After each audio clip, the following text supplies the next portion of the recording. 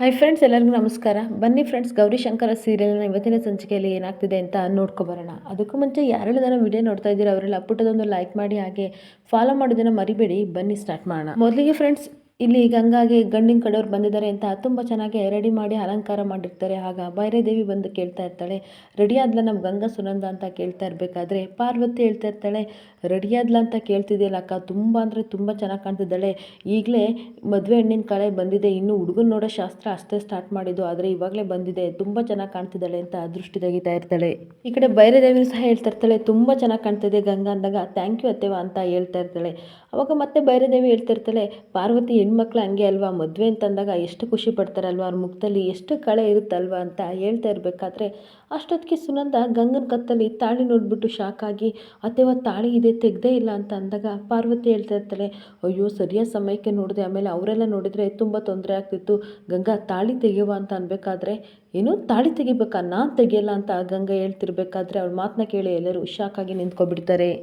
ಆಗ ಮತ್ತೆ ಪಾರ್ವತಿ ಹೇಳ್ತಾ ಇರ್ತಾಳೆ, ಯಾಕವ ತೆಗಿಯಲ್ಲ ಅಂತ ಹೇಳ್ತಾ ಇದೆಯಾ, ನೀನು ಒಪ್ಪಿದ್ಕೆ ತಾನೇ ಶಂಕರ ಗಂಡೆಲ್ಲ ನೋಡಿ ಇಷ್ಟೆಲ್ಲ ಮುಂದುವರೆದಿದ್ದು, ಇವಾಗ ನೋಡಿದರೆ ನಾನು ತಾಳಿ ತೆಗಿಯಲ್ಲ ಅಂತ ಹೇಳ್ತಿದ್ದೀಯಲ್ಲ, ಯಾಕೆ ಇನ್ನು ನಿನ್ನ ಮನಸ್ಸಲ್ಲಿ ಶಂಕರನ್ನ ಇಟ್ಕೊಂಡಿದ್ದೀಯ ಹೆಂಗೆ ಅಂತ ಕೇಳಿದಾಗ ಆಶ್ಚರ್ಯವಾಗಿ ಭೈರದೇವಿ ಗಂಗಾ ಪಾರ್ವತಿನ ನೋಡ್ತಾ ನಿಂತ್ಕೊಬಿಡ್ತಾರೆ.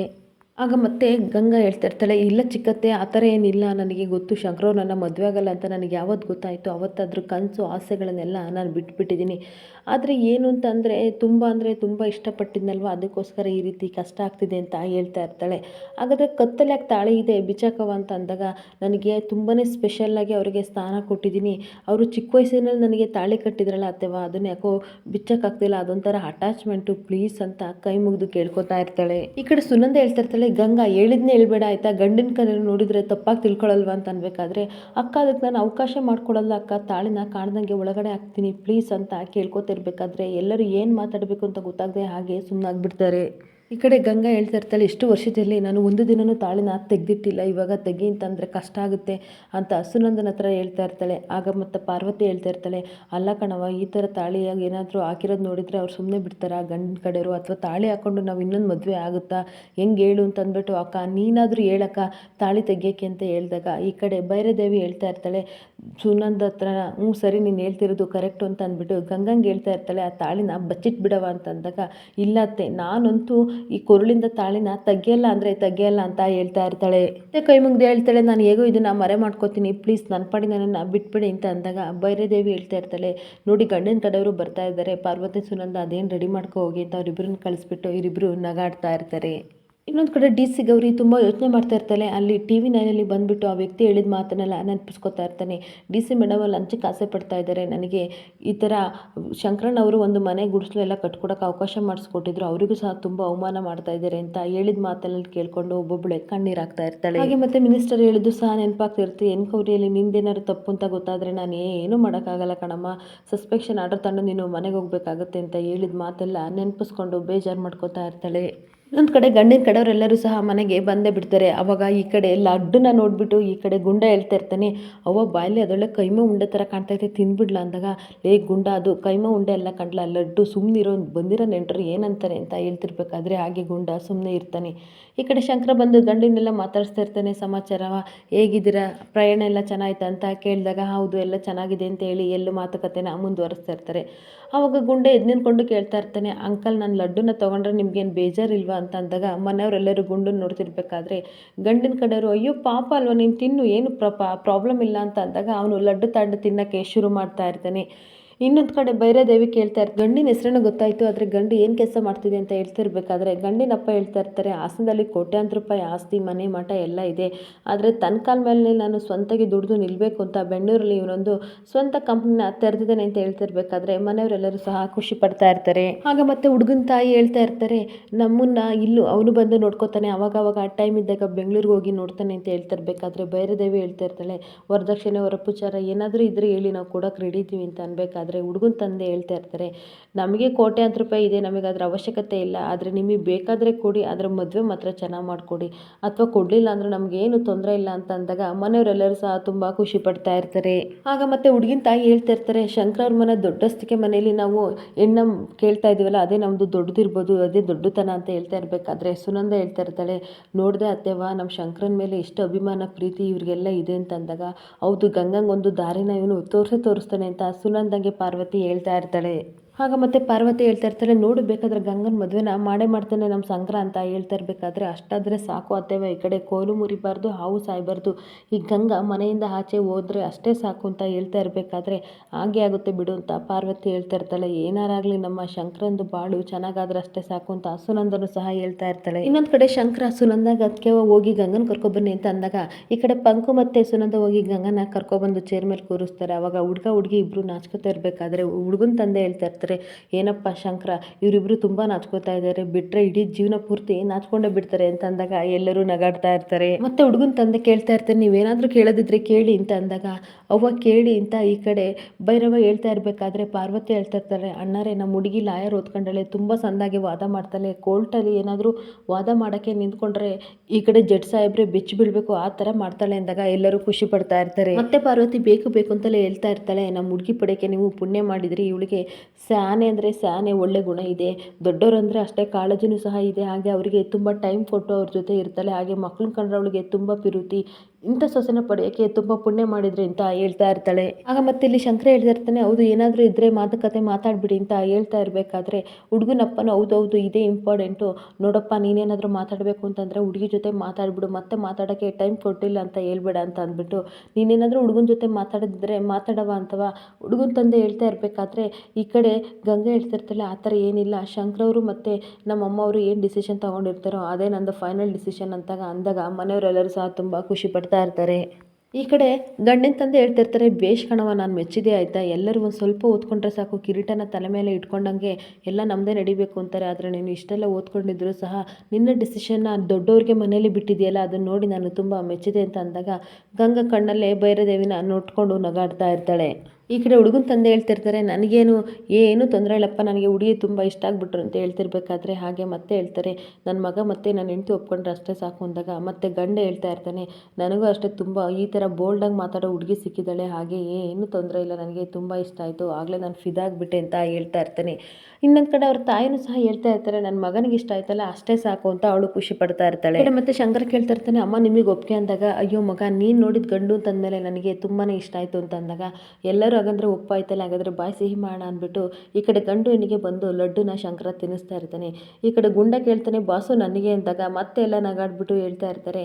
ಆಗ ಶಂಕರ, ಅಯ್ಯೋ ನಿನಗಿಲ್ಲ ಅನ್ನೋಕ್ಕಾಗುತ್ತಾ, ತಗೊಳ್ಳೋ ಅಂತ ಲಡ್ಡುನ ಬಾಯಿಗೆ ತುರುಕ್ತಾ ಇರ್ತಾನೆ. ಇನ್ನೊಂದು ಕಡೆ ಗಂಡಿನ ಕಡೆಯವರು ಹೇಳ್ತಾ ಇರ್ತಾರೆ, ಸರಿ ಹಾಗಾದ್ರೆ ನಾವು ಹೋಗಿ ಬರ್ತೀವಿ ಅಂತ ಹೇಳ್ಬಿಟ್ಟು ಎಲ್ಲರಿಗೂ ಕೈ ಮುಗಿದು ಹೋಗ್ತಾ ಇರಬೇಕಾದ್ರೆ ಈ ಕಡೆ ಶಂಕರ ತುಂಬ ಥ್ಯಾಂಕ್ಸ್ ಗಂಗಾ ಅಂತ ಹೇಳ್ತಿರ್ಬೇಕಾದ್ರೆ ಗಂಗಾ ಹೇಳ್ತಾ ಇರ್ತಾಳೆ, ನಿಮಗೋಸ್ಕರ ನಾನು ಏನು ಬೇಕಾದರೂ ಮಾಡ್ತೀನಿ ಶಂಕರ ಅವರೇ ಅಂತ ಅಂದಾಗ ಏನು ಮಾತಾಡ್ತಾನೆ ಹಾಗೆ ಈ ಕಡೆ ಸುಮ್ಮನಾಗ್ಬಿಡ್ತಾನೆ. ಇನ್ನೊಂದು ಕಡೆ ವಾಸಂತಿ ಗೌರಿಗೆ ಅಂತ ಊಟ ಬಡಿಸ್ತಾ ಇರ್ತಾಳೆ. ಹಾಗೆ ಗೌರಿ ಊಟ ಮಾಡೋಕ್ಕೆ ಅಂತ ಹೋಗ್ತಿರ್ಬೇಕಾದ್ರೆ ಅವಳಿಗೆ ಫೋನ್ ಬರ್ತಾ ಇರ್ತಾಗ ಯಾರು ಅಂತ ಕೇಳಿದಾಗ, ನಾವು ನ್ಯೂಸ್ ಚಾನಲ್ ಮೇಡಮ್, ಅವರಿಂದ ಮಾತಾಡ್ತಾ ಇರೋದು, ಈ ಥರ ಲಂಚ ತೊಗೊಂಡಿದ್ದೀರಾ, ಅದ್ರ ಬಗ್ಗೆ ಒಂದು ಇಂಟರ್ವ್ಯೂಗೆ ಬರ್ತೀರಾ ಅಂತ ಅಂದಾಗ ಗೌರಿ ಕೋಪ ಮಾಡಿಕೊಂಡು ಫೋನ್ ಕಟ್ ಮಾಡ್ತಿರ್ತಾಳೆ.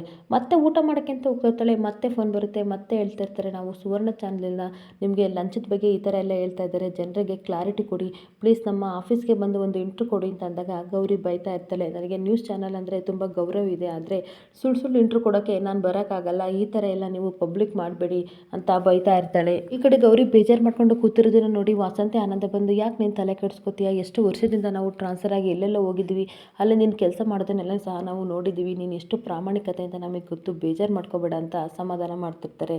ಮತ್ತೆ ವಾಸಂತಿ ಹೇಳ್ತಿರ್ತಾಳೆ, ಅವತ್ತೊಂದಿನ ಅಷ್ಟು ದುಡ್ಡು ಪಾರ್ಸಲ್ ಬಂತಲ್ಲ, ಇನ್ಯಾರು ಆಗಿದ್ರೆ ಅದನ್ನು ಬಚ್ಚಿಟ್ಕೋತಿದ್ರು, ಆದರೆ ಅದರಲ್ಲೇ ಗೊತ್ತಾಗುತ್ತೆ ನೀನು ವಾಪಸ್ ಕೊಟ್ಟು ಎಷ್ಟು ನಿನ್ನ ಪ್ರಾಮಾಣಿಕತೆ ಅಂತ ತೋರಿಸಿದ್ಯಾ, ನೀನು ಚಿಂತೆ ಮಾಡಬೇಡ ಒಳ್ಳೇದಾಗುತ್ತೆ ಅಂತ ಸಮಾಧಾನ ಮಾಡ್ತಾ ಇರ್ತಾರೆ. ಈ ಕಡೆ ಮತ್ತೆ ಆನಂದ್ ಹೇಳ್ತಾ ಇರ್ತಾನೆ, ಎಷ್ಟೆಲ್ಲ ನನಗೆ ಪ್ರಾಬ್ಲಮ್ ಬಂದಿದೆ, ಎಲ್ಲನೂ ಫೇಸ್ ಮಾಡಿದ್ಯಾ, ಅವಾಗ ಇಷ್ಟು ನೋವು ಅನುಭವಿಸ್ತಿರ್ಲಿಲ್ಲ, ಆದರೆ ಇವಾಗ ಯಾಕೆ ಈ ಥರ ಮಾಡ್ಕೋತಿದ್ಯಾ ಅಂದಾಗ, ಏನು ಮಾಡೋದು ಅಪ್ಪಾಜಿ, ಗೊತ್ತಿಲ್ದವ್ರೆ ಮಾಡೋ ನೋವು ಎಷ್ಟು ತಡ್ಕೋಬೋದು, ಆದರೆ ನಮ್ಮ ಬಗ್ಗೆ ಎಲ್ಲ ಗೊತ್ತಿದ್ದು ಮಾಡ್ತಾರಲ್ಲ, ಇದನ್ನು ತಡ್ಕೊಳಕ್ಕಾಗಲ್ಲ ಅಂತ ಹೇಳ್ಬಿಟ್ಟು ಹೊರಟೋಗ್ತಾಳೆ. ಈ ಕಡೆ ಅವಳು ಹೋಗಿದ್ದನ್ನು ನೋಡಿ ಇವರಿಬ್ಬರು ಬೇಜಾರು ಮಾಡ್ಕೋತಾರೆ. ಆಗ ವಾಸಂತಿ ಹೇಳ್ತಾ ಇರ್ತಾಳೆ, ಅಲ್ಲ ವಿನಾಕಾರಣ ಗೌರಿ ಶಂಕರನ ತಪ್ಪಾಗೆ ತಿಳ್ಕೊತಾಳಲ್ಲ, ಯಾಕೆ ರೀ ಅಂತ ಅಂದಾಗ, ಅವಳು ತಪ್ಪಾಗಿ ತಿಳ್ಕೊತಿಲ್ಲ, ಯಾರೋ ಈ ರೀತಿ ಮಾಡಲಿ ಅಂತಲೇ ಯಾರೋ ಆಟ ಆಡಿಸ್ತಾ ಇದ್ದಾರೆ ಅಂತ ಅಂದಾಗ, ಇರ್ಬೋದು ರೀ ಯಾರು ಆ ರೀತಿ ಮಾಡ್ತಾ ಇದ್ದಾರೆ ಇದ್ದಾರೋ ದೇವರಿಗೆ ಗೊತ್ತು ಅಂತ ಹೇಳ್ತಾ ಇರ್ತಾಳೆ. ಇನ್ನೊಂದು ಕಡೆ ಶಂಕರ ಕೋಳಿನ ಮತ್ತು ಈ ಕಡೆ ಚುರುಮುರಿನ ಕರ್ಕೊಂಡು ಒಂದು ಜಾಗಕ್ಕೆ ಬರ್ತಾನೆ. ಆವಾಗ ಕೇಳ್ತಾ ಇರ್ತಾರೆ, ಅಣ್ಣ ಈ ಜಾಗಕ್ಕೆ ಬಂದು ಶಾನೆ ದಿನ ಆಗಿತ್ತು, ಯಾಕೆ ಇಲ್ಲಿಗೆ ಬಂದೆ ಅಂತ ಕೇಳ್ತಾ ಇರಬೇಕಾದ್ರೆ, ಏನು ಗೊತ್ತಂದ್ರಲ್ಲ ಕೆಲಸ ಇದೆ ಅಂತ ಅಂದಾಗ, ರೌಡಿ ಬೇಬಿ ಇಲ್ಲಿಗೆ ಬರಲ್ಲ ಅಂತ ಚುರುಮುರಿ ಹೇಳ್ತಾ ಇರಬೇಕಾದ್ರೆ, ಇಲ್ಲ ರೌಡಿ ಬೇಬಿನೇ ಇಂಪಾರ್ಟೆಂಟ್, ಆದರೆ ಅಣ್ಣ ಬೇರೆ ಕೆಲಸಕ್ಕೆ ಬಂದಿದ್ದಾನೆ ಅದನ್ನು ಕೇಳ್ಕೊ ಅಂತ ಕೋಳಿ ಬೈತಾ ಇರ್ತಾನೆ. ಆಗ ಮತ್ತೆ ಹೇಳ್ತಾ ಇರ್ತಾನೆ, ನಾವು ಜಾತ್ರೆಗೆ ಅಂತ ನಮ್ಮ ಫ್ರೆಂಡ್ ಜೊತೆ ಇಲ್ಲಿ ಬಂದಿದ್ವಲ್ಲ, ಆವಾಗ ಒಬ್ಬ ವ್ಯಕ್ತಿ ನಮಗೆ ಮನೆ ಇಲ್ಲ ಏನಿಲ್ಲ ಅಂತ ಗೋಳಾಡ್ತಿದ್ದ. ಆವಾಗ ನಾನು ನನ್ನ ಜಾಗದಲ್ಲಿ ಉಳ್ಕೊ ಅಂತ ಹೇಳಿದ್ನಲ್ಲ, ಅವ್ನು ಬೇಕು ಅಂದಾಗ ಈ ಕಡೆ ಕೋಳಿ ಹೇಳ್ತಾ ಇರ್ತಾನೆ, ಅಯ್ಯೋ ಅಣ್ಣ ಅವ್ನು ದೊಡ್ಡ ಕುಡ್ಕ ತಾನೆ, ಅಯ್ಯೋ ಮಹಾ ಕುಡ್ಕ ಅವನು ಅಂತ ಅಂದಾಗ, ಅವನ ಜೊತೆ ನಾನು ಮಾತಾಡಬೇಕು, ಸ್ವಲ್ಪ ಅವನನ್ನು ಹುಡ್ಕೊಂಡು ಬರ್ತೀರಾ ಅಂತ ಅಂದಾಗ, ಯಾಕಣ್ಣ ಅಂದಾಗ, ಹೇಳ್ತೀನಿ ಆಮೇಲೆ ಹುಡ್ಕೊಂಬೋಗಿ ಅಂತ ಅಂದಾಗ, ಸರಿ ತಡೆಯೋಣ ನಾವು ಹುಡ್ಕೊಂಬರ್ತೀವಿ ಅಂತ ಹೋಗ್ತಾ ಇರ್ತಾರೆ. ಈ ಕಡೆ ಮತ್ತೆ ಶಂಕರ ಯೋಚನೆ ಮಾಡ್ತಿರ್ತಾನೆ, ಅಲ್ಲ ಬಿಲ್ಡಿಂಗ್ ಮೇಲೆ ಬಿಲ್ಡಿಂಗ್ ಕಟ್ಟೋರನ್ನ ಸುಮ್ಮನೆ ಬಿಡ್ತಾರೆ, ಪಾಪ ನಿಯತ್ತಾಗಿ ನಮ್ಮ ಜಿಲ್ಲೆ ಚೆನ್ನಾಗಿರಲಿ, ನಮ್ಮ ಸರ್ಕಾರ ಚೆನ್ನಾಗಿರಲಿ ಅಂತ ಕೆಲಸ ಮಾಡೋರಿಗೆ ಈ ಥರ ಕಷ್ಟ ಕೊಡ್ತಾ ಇದ್ದಾರಲ್ಲ ನನ್ನ ಮಕ್ಕಳು ಅಂತ ಬೈಕೋತಾ ಇರ್ತಾನೆ. ಇನ್ನೊಂದು ಕಡೆ ಇಲ್ಲಿ ಗಂಗಾ ಆಕೆದು ಒಡೆಯೋ ಬಟ್ಟೆ ಎಲ್ಲನೂ ಸಹ ರಿಮೂವ್ ಮಾಡ್ತಾ ಇರ್ತಾಳೆ. ಅಷ್ಟೊತ್ತಿಗೆ ಈ ಕಡೆ ಪಾರ್ವತಿ ಮತ್ತು ಸುನಂದ ಒಳಗಡೆ ಬರ್ತಾರೆ. ಓಹೋ ಬರ್ತಾ ಇದ್ದೀರಾ, ಬನ್ನಿ ಬನ್ನಿ, ನಾನು ಮದುವೆಗೆ ಒಪ್ಪಿದ್ದೀನೋ ಇಲ್ವೋ ಅಂತ ಕನ್ಫರ್ಮೇಷನ್ ತೊಗೊಳಕ್ಕೆ ಬರ್ತಾ ಇದ್ದೀರಲ್ವಾ, ಅದೇನು ಕೇಳ್ತೀರಾ ಕೇಳಿ ಅಂತ ಮನ್ಸಲ್ಲಿ ಗಂಗಾ ಹೇಳ್ಕೊತಿರ್ಬೇಕಾದ್ರೆ, ಪಾರ್ವತಿ ನಿನ್ನ ಹತ್ರ ಮಾತಾಡಬೇಕು ಅಂತ ಹೇಳ್ತಾಳೆ. ಅದೇನು ಕೇಳಿ ಚಿಕ್ಕತ್ತೆ ಅಂತ ಅಂದಾಗ, ನಿಜವಾಗ್ಲೂ ನೀನು ಈ ಮದುವೆಗೆ ಒಪ್ಪಿದ್ದೀಯ ಅಂತ ಅಂದಾಗ ಗಂಗಾ ಇಲ್ಲ ಅಂತಾಳೆ. ಆ ಮಾತನ್ನ ಕೇಳೋರಿಬ್ರು ಶಾಕ್ ಆಗಿ ಗಂಗನ್ ನೋಡ್ತಾ ಇರ್ತಾರೆ. ಆಗ ಮತ್ತೆ ಗಂಗಾ ಹೇಳ್ತಾ ಇರ್ತಾಳೆ, ಏನು ಗೊತ್ತಿತ್ತವ, ಶಂಕರವ್ರು ಹೇಳಿದಾಗ ನನಗೆ ತುಂಬ ಆಘಾತ ಆಯಿತು. ನಾನು ಮೊದಲು ಇಷ್ಟಪಟ್ಟಿರಲಿಲ್ಲ, ನನಗೆ ಮನಸ್ಸೂ ಇರಲಿಲ್ಲ, ನನಗೆ ಶಂಕರವರೇ ಬೇಕು ಅಂತ ಅಂದ್ಕೊಂಡಿದ್ದೆ. ಆದರೆ ಅದನ್ನು ಆಗಲ್ಲ ಅಂತ ನನಗೆ ಗೊತ್ತಾದ ಮೇಲೆ ನಾನು ಒಬ್ಬಳೇ ಕೂತು ಯೋಚನೆ ಮಾಡಿದೆ. ಪ್ರಪಂಚದಲ್ಲಿ ಎಷ್ಟೇ ಏನೇ ಇದ್ರೂ ಸಹ ಹೆಣ್ಣಿಗೆ ಒಂದು ಗಂಡಿನ ಆಸರೆ ಬೇಕು ಅಂತ ಅನ್ನಿಸ್ತು. ಅದಕ್ಕೋಸ್ಕರ ನಾನು ಒಪ್ಕೊಂಡೆ ಚಿಕ್ಕತ್ತೆ ಅಂತ ಹೇಳ್ತಾ ಇರಬೇಕಾದ್ರೆ, ತುಂಬ ಒಳ್ಳೆ ಕೆಲಸ ಮಾಡಿದೆ ಕಣವ. ಆದರೆ ಯಾರಾದರೂ ಬಲವಂತ ಮಾಡಿದ್ರೆ ಅಂದಾಗ, ಚೇಚೆ ಆ ಥರ ಇಲ್ಲ, ಯಾರೂ ಬಲವಂತ ಮಾಡಿಲ್ಲ, ನಾನೇ ನನ್ನ ಮನಸಾರೆ ಒಪ್ಪಿದ್ದೀನಿ. ಆದಷ್ಟು ಬೇಗ ಮುಹೂರ್ತ ಫಿಕ್ಸ್ ಮಾಡ್ತಾರೆ, ನನ್ನ ಗಂಡನ ಕೈಲಿ ನಾನೇ ಕೈಯಾರ ತಾಳಿನ ಕಟ್ಟಿಸ್ಕೊಂಡು ನಿಮ್ಮ ಹತ್ರ ಎಲ್ಲ ಆಶೀರ್ವಾದ ತೊಗೊಂಡು ಗಂಡನ ಮನೆಗೆ ಹೋಗ್ತೀನಿ ಅಂತ ಗಂಗಾ ಸುಳ್ಳು ಭರವಸೆ ಕೊಡ್ತಾ ಇರಬೇಕಾದ್ರೆ, ಪಾರ್ವತಿ ಸುನಂದ ತುಂಬ ಖುಷಿ ಪಡ್ತಾ ಇರ್ತಾರೆ. ಮತ್ತೆ ಗಂಗಾ ಹೇಳ್ತಾ ಇರ್ತಾಳೆ, ಏನಿಲ್ಲ ಅಂದರೂ ನೆಮ್ಮದಿ ಅಂತೂ ಇರುತ್ತೆ, ಗಂಡನ ಜೊತೆ ನಾನು ಚೆನ್ನಾಗಿರ್ತೀನಿ ಅಂತ ಹೇಳ್ತಿರ್ಬೇಕಾದ್ರೆ, ಒಳ್ಳೆ ನಿರ್ಧಾರನ ತೊಗೊಂಡಿದ್ಯಾ, ಸರಿಯಾದ ಟೈಮಿಗೆ ಸರಿಯಾಗಿ ನಿರ್ಧಾರ ತೊಗೊಂಡಿರೋದಕ್ಕೆ ಒಳ್ಳೆ ಹುಡುಗ ಸಿಕ್ಕಿದ್ದಾನೆ, ಇಲ್ಲಾಂದರೆ ಒಳ್ಳೆ ಹುಡುಗ ಸಿಗೋದೇ ಕಷ್ಟ ಆಗುತ್ತೆ ಅಂತ ಅಂದಾಗ, ಇಲ್ಲ ಅತ್ತೆ ನನಗೆ ಒಪ್ಪಿಗೆ ಇದೆ ಅಂತ ಹೇಳ್ತಾ ಇರ್ತಾಳೆ. ಹಾಗೆಲ್ಲ ಖುಷಿ ಪಡ್ತಿರ್ಬೇಕಾದ್ರೆ ಮನಸ್ಸಲ್ಲಿ ಹೇಳ್ತಾ ಇರ್ತಾಳೆ, ಏನು ನಾನು 100 ಕಾಲ ಚೆನ್ನಾಗಿರ್ಬೇಕಾ, ಚೆನ್ನಾಗಿರ್ತೀನಿ, ಅದು ನನ್ನ ಮುದ್ದು ಶಂಕರನ ಜೊತೆ ಅಷ್ಟೇ. ಆಮೇಲೆ ನಿಮಗಿದೆ ಇವಾಗ ಏನು ನಾನು ಐಸ್ ಮಾಡಿ ನಿಮ್ಮನ್ನು ಐಸ್ ಥರ ಕರಗಿಸ್ತಾ ಇದ್ದೀನೋ, ಆಮೇಲೆ ನಿಮಗೆ ಖಾರ ಪುಡಿ ತಿಂದಷ್ಟು ಖಾರ ಆಗಬೇಕು, ಆ ರೀತಿ ನಿಮಗೆ ಮಾಡ್ತೀನಿ ಅಂತ ಹೇಳ್ತಾ ಇರ್ತಾಳೆ. ಒಂದು ಕಡೆ ಇಲ್ಲಿ ಶಿವರುದ್ರಪ್ಪ ಯಾರ ಜೊತೆ ಕೋಪ ಮಾಡ್ಕೊಂಡು ಮಾತಾಡ್ತಾ ಇರ್ತಾನೆ, ಅಲ್ಲ ಕಣ್ಲ ನಾನು ಹೇಳಿದ ಕೆಲಸನ ಇನ್ನೂ ಮಾಡಿಲ್ವಲ್ಲ, ಏನೋ ನಾವು ಒಂದಕ್ಕಿಂತ ಜೈಲಿಗೆ ಹೋಗಿ ಬಂದರೆ ನಾವು ಕಡ್ರ ಥರ ಕಾಣ್ತಿದ್ದೀವ, ನಾವು ಜನಸೇವೆ ಮಾಡ್ತಾ ಇದ್ದೀವಿ, ಏನೋ ಅವತ್ತು ಗ್ರಾಚಾರ ತಪ್ಪಿ ಆ ಬೈರೇದೇವಿ ಮುಡುಕ್ಲಾಡಿ ಬೈರೇದೇವಿಯಿಂದ ಜೈಲಿಗೆ ಹೋದ್ವಿ, ಆದರೆ ಇವಾಗ ಕ್ಲೀನಾಗಿ ಬಂದಿದ್ವಿ. ಹಾಗೆ ಆ ಗೌರಿಗೊಂದು ಗತಿ ಕಾಣಿಸ್ಬೇಕು, ಬೇರೆ ಕಡೆ ಟ್ರಾನ್ಸ್ಫರ್ ಕೊಡ್ಸಂಗಿಲ್ಲ, ಅವಳನ್ನ ಡಿಸ್ಮಿಸ್ ಮಾಡಿ ಬೀದಿ ಪಾಲ್ ಮಾಡಬೇಕು, ಎಷ್ಟೇ ದುಡ್ಡಾದರೂ ಪರವಾಗಿಲ್ಲ ನಾನು ಕೊಡ್ತೀನಿ, ನೀನು ಆ ಕೆಲಸ ಮಾಡು ಅಂತ ಕೋಪ ಮಾಡ್ಕೊಂಡು ಹೇಳ್ತಾ ಇರ್ತಾನೆ. ಈ ಕಡೆ ರುದ್ರ ಬಂದು, ಯಾರಪ್ಪ ಅದು ಫೋನು ಅಂದಾಗ, ಅದೇ ಕಂಡ್ಲ ಎನಕವರಿಗೆ ಜನನ ಕಳಿಸ್ತಾನಲ್ಲ ಆ ಅಧ್ಯಕ್ಷರು, ಅವನ ಹತ್ರ ಮಾತಾಡ್ತಾ ಇದ್ದೆ, ಅವನು ಇವಾಗ ಒಬ್ಬರನ್ನ ಕಳಿಸ್ತಾನೆ, ಅವನು ನಮಗೆ ಹೆಂಗೆ ಬೇಕೋ ಆ ರೀತಿ ಮಾತಾಡ್ತಾನೆ, ಅವಳು ಒಂದ್ಕಿಂತ ಅಧಿಕಾರದಿಂದ ಕೆಳಗಿಳಿದ್ಮೇಲೆ ಆವಾಡಿಗೆ ಆವಾಡಿಸ್ತಾನೆ, ಆ ರೀತಿ ನಾವು ಹೆಂಗೆ ಬೇಕಂಗೆ ಆಟಾಡ್ತಾನೆ ಅಂತ ಹೇಳ್ತಾ ಇರ್ತಾನೆ. ಈ ಕಡೆ ರುದ್ರನ ಹೌದನಿಲ್ಲ ಅಂತ ಅಂದಾಗ, ಹೌದಪ್ಪ ನೀನು ಹೇಳ್ದಂಗೆ ಅಂದಾಗ, ಸುಮ್ಮನೆ ಹೂ ಅಂತ ಅನ್ಬೇಡ ಕಣ್ಲ, ತಲೆ ಆಡಿಸ್ಬೇಡ, ಯೋಚನೆ ಮಾಡಿ ಮಾತಾಡು ಅಂದಾಗ, ಈಗೇನಪ್ಪ ಗೌರಿನ ಕೆಳಗಡೆ ಇಳಿಸ್ಬಿಟ್ಟು ಅವತ್ತಿಂದಲೇ ನಾವು ಸಾಮ್ರಾಜ್ಯನ ಕಟ್ಟೋಣ ಅಂದಾಗ, ಕರೆಕ್ಟಾಗಿ ಹೇಳಿದೆ, ನಮ್ಗೆ ಯಾರ್ಯಾರು ಅಡ್ಡವಾಗಿ ಬರ್ತಾರೆ ಅವ್ರನ್ನೆಲ್ಲ ತುಳಿದು ಅವ್ರ ಸಮಾಧಿ ಮೇಲೆ ನಾವು ಸಾಮ್ರಾಜ್ಯ ಕಟ್ಟೋಣ ಅಂತ ಇಬ್ಬರು ನಗಾಡ್ತಾ ಇರ್ತಾರೆ. ಇಲ್ಲಿಗೆ ಈ ಸಂಚಿಕೆ ಎಂಡ್ ಆಗ್ತಿದೆ. ಈ ವಿಡಿಯೋ ಇಷ್ಟ ಆದರೆ ಪುಟ್ಟದೊಂದು ಲೈಕ್ ಮಾಡಿ, ಫಾಲೋ ಮಾಡಿ. Thank you.